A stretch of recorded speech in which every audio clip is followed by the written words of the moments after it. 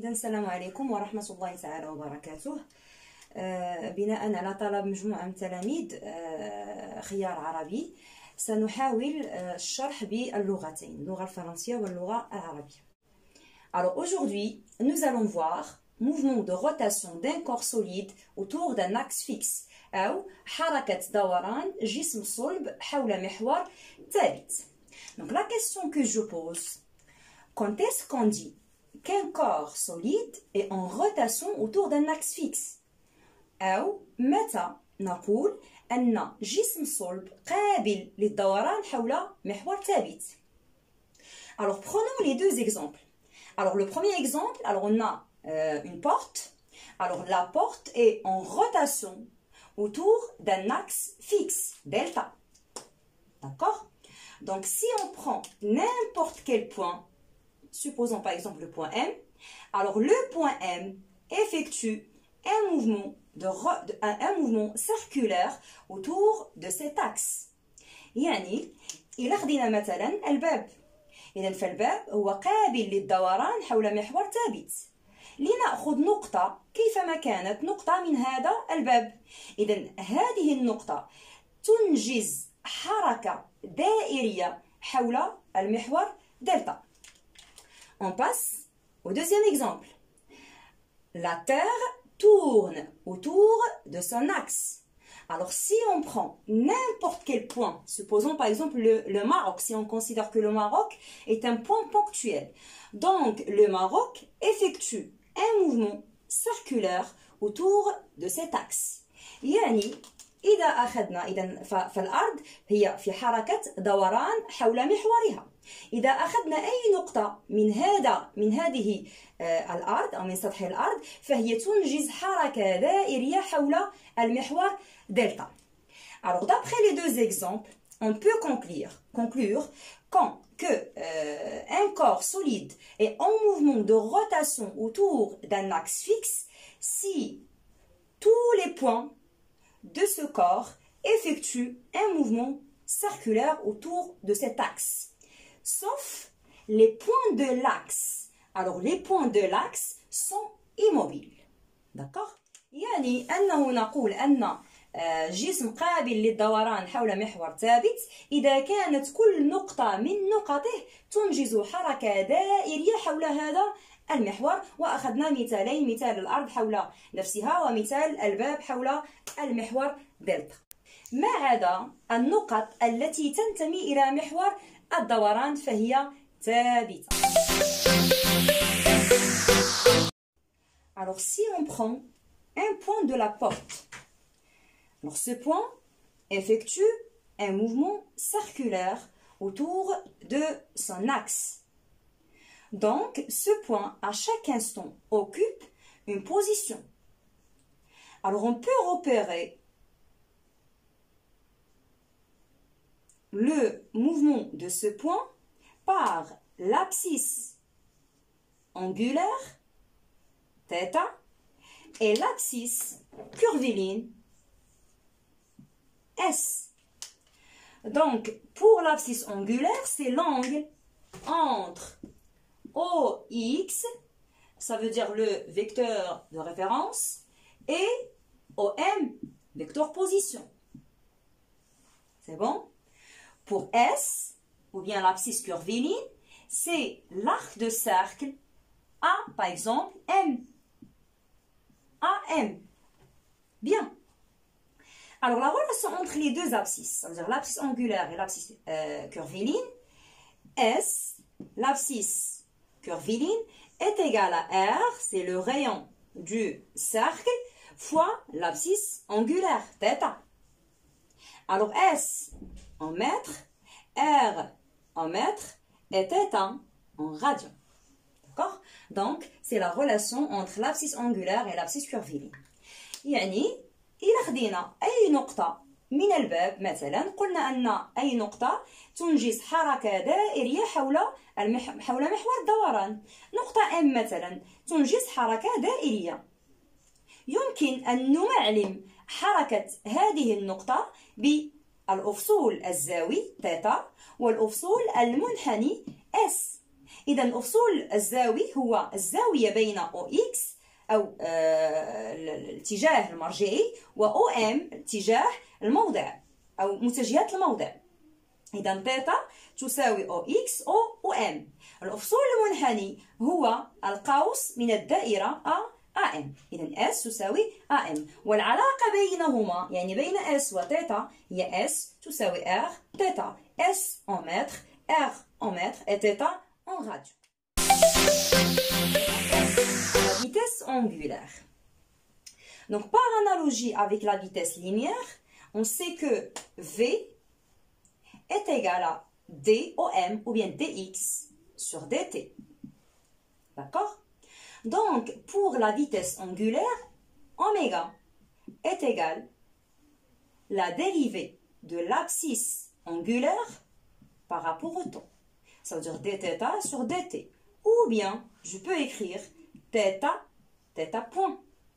C'est la vitesse angulaire.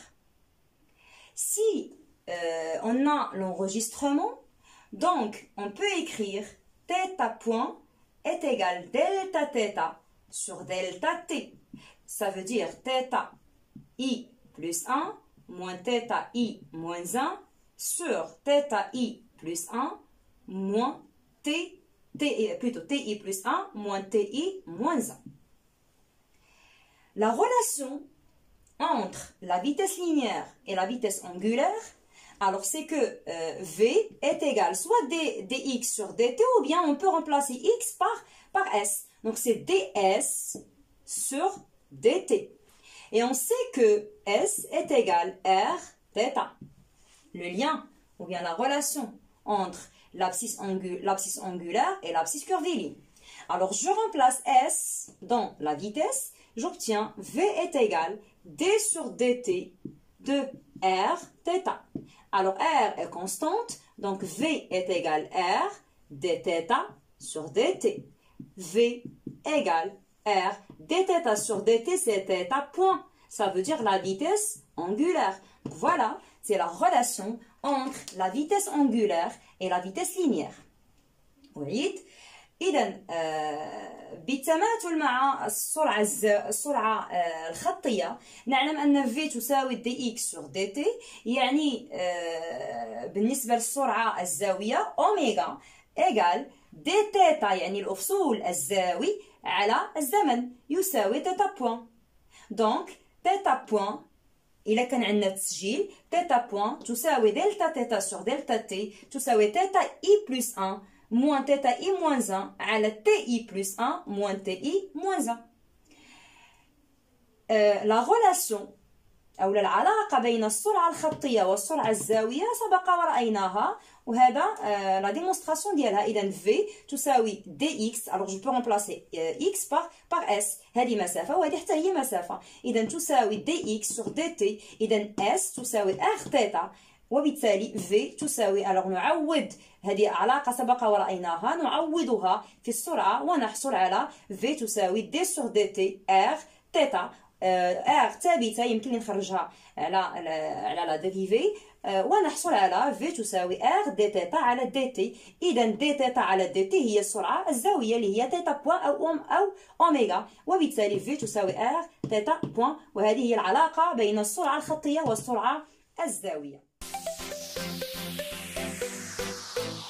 Alors là, on passe à l'accélération angulaire, donc toujours par analogie avec l'accélération linéaire. Donc l'accélération linéaire, c'est A est égal à la dérivée de la vitesse par rapport au temps, donc c'est la dérivée de la vitesse, d'accord?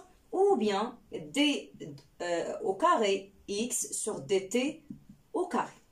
Pour l'accélération angulaire, c'est θ, 2 points, est égal la dérivée de la vitesse angulaire sur dt est égal d au carré de l'abscisse angulaire sur dt au carré. Donc θ 2 points est égal dθ point sur dt est égal d au carré θ sur dt au carré. Voilà, c'est l'accélération angulaire est égal à la dérivée de la vitesse est égale à la deuxième dérivée de l'abscisse angulaire. Alors si θ de points, ça veut dire l'accélération angulaire est égale à 0. Donc dans ce cas, on dit que on a un mouvement de rotation uniforme. Si θ de point est égal à 0, ça veut dire que θ point égale une constante. Ça veut dire que la vitesse angulaire est constante. Deuxième cas, si θ de point est différent de 0, ça veut dire que la vitesse angulaire est variable. Alors dans ce cas, on dit que la vitesse, ou bien le mouvement de rotation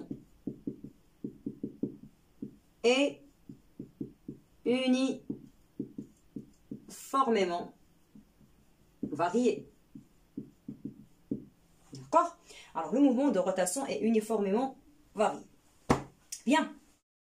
يعني بالنسبة للتسارع الزاوي، إذا بالمماثلة مع التسارع الخطي نعلم أن A تساوي dV على dt. إذا θ دو بوان اللي هو التسارع الزاوي ماذا يساوي؟ سيساوي مشتقة السرعة الزاوية بالنسبة للزمن، أو يساوي المشتقة الثانية للأفصول الزاوي. يعني θ دو بوان تساوي دي θ بوان سور دي تي تساوي دي أو كاري θ سور دي دي تي. إذا هنا يمكن أن نجد حالتين. الحالة الأولى عندما نجد θ دو بوان تساوي صفر.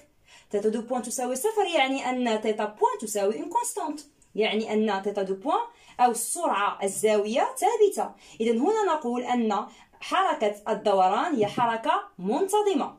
الحالة الثانية إذا وجدنا أن θ دو بوان تخالف صفر. إذا كانت θ دو بوان تخالف صفر يعني أن السرعة الزاوية متغيرة، يعني فاريابل. في هذه الحالة نقول أن السرعة متغيرة أن حركة الدوران هي حركة متغيرة بانتظام.